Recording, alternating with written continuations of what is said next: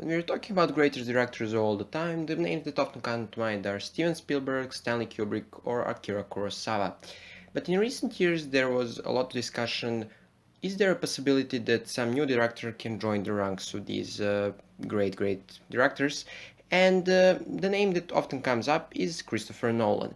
When we're talking about Christopher Nolan, I want to note two things. I'll mostly compare him in this video to Kubrick and Spielberg because out of all those like great directors, they're the most ones that are most similar to Nolan in the sense that they're very famous for their sci-fi movies, obviously. Like Kubrick, honestly, for one sci-fi movie, but like these are the directors that are most often compared to Nolan, and I'm trying to make this discussion as much objective as I can because Nolan is one of my favorite directors. So I'm kind of biased when I speak about this, but at the same time I'm trying to be very objective. And the first thing I want to talk about is generally the quality of Nolan films. Nolan at this point made 10 films, and when you look at his track record, most of his films are either excellent or very good. I think that Prestige, Memento, Dark Knight, and Inception are all well regarded as great films. Then we have Dark Knight Rises and Interstellar that are for some people excellent, for some bad. Like they're very divisive films. Batman Begins, I feel, is a movie that people agree is pretty good, very good actually, but like that Dark Knight comes after it and it kind of takes all the spotlight from Batman Begins. Then we have Dunkirk that is very good with the critics, but fine. But the ordinary people usually regard it as pretty good, okay. And then you have Following that is excellent first movie for Nolan, and Insomnia that for many people was kind of not as good as Memento, but still very good movie. So you see, Nolan has either very good or excellent films under his belt. When you compare that to Spielberg and Kubrick, I think that it is fair enough comparison, and that compared to Kubrick, he made a similar amount of films, and like quality-wise, I think that he's very consistent as well. Kubrick was very consistent with his quality, obviously. But when you're comparing him to Spielberg, there is a problem with the quantity of the films because Spielberg obviously made like 40 movies in his life, but he had a much longer career and he generally makes movies more often than Nolan.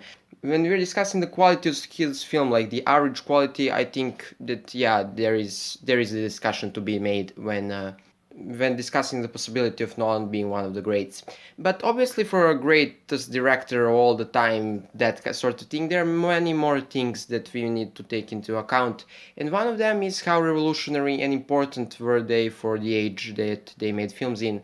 And Kubrick and Spielberg, like Kubrick created 2001 and that is saying it for itself, and Spielberg, like he's the man who created the blockbuster thing that we know it today, like the blockbuster industry, and he pushed CGI with the Jurassic World to that level that we now can imagine anything appearing on the screen.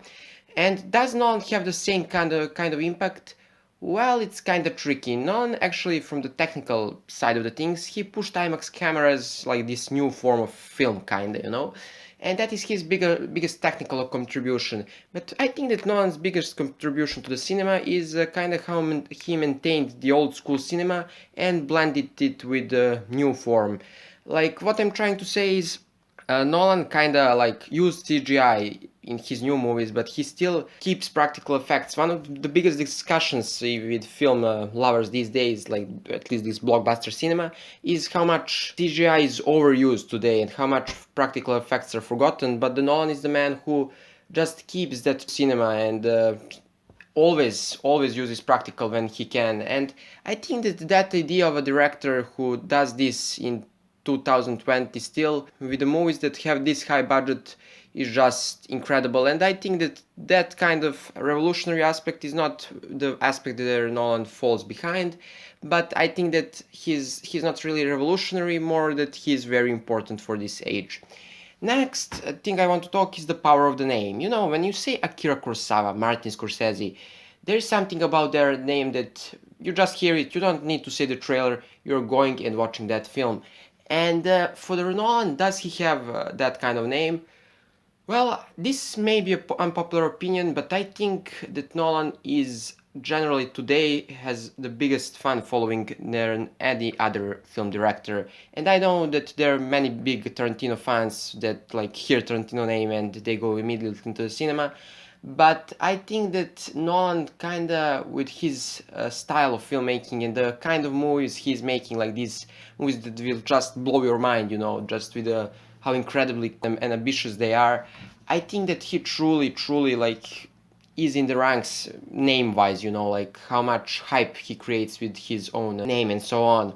And generally, when you see Nolan, and for example, and I don't think that is very justified, when you see IMDb page, Nolan is the most popular director in top 250 movies, so that speaks kinda. And the biggest thing in Nolan, honestly, is that he managed to kind of create the fan base that is from both the regular film fans and for the like people who call themselves film lovers, like he kind of managed to get both those groups, like the only director I know, because for example Denis Villeneuve is like terrific director, honestly, like as well of the sci-fi, but he didn't create that broad appeal that Nolan has, and the only director that it has that in this age, honestly.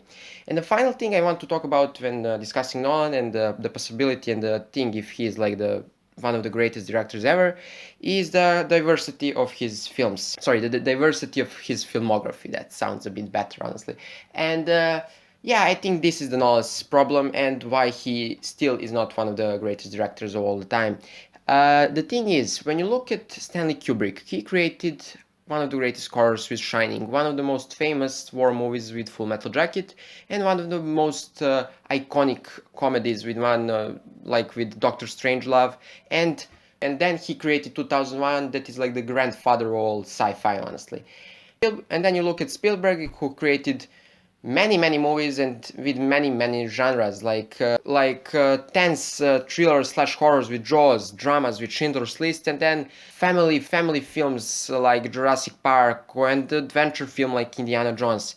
And I think that Nolan did not do this in his career, and that this is what is keeping him away from being in those ranks, because honestly he kind of always makes these high idea concepts, very original sci-fi or thriller movies that often feel the same, not in a negative sense, but I am always mind blown by Nolan films. You know what I'm talking about. Like he makes the movies of incredible concepts, of incredible ideas, and that often leave you with the same feeling when you finish them.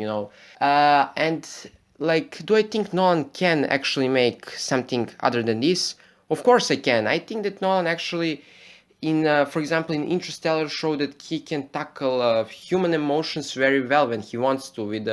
For example, 20 years of message scene when Matthew McConaughey cries, and like those are Interstellar is very emotional film because of the personal relationship between father and the daughter, as well as very ambitious films because of other Nolan classic stuff. But I think that he can do it. I just don't think that he will do it, honestly, because Nolan often said in his interviews that he thinks that it is best to stick to what you're good at, and he obviously loves to make these kind of high concept movies, and I enjoy them, like all the film lovers as well enjoy them, so I don't think it is important if he truly never makes something like completely different from his usual stuff and not become the gold standard of the greatest director all the time.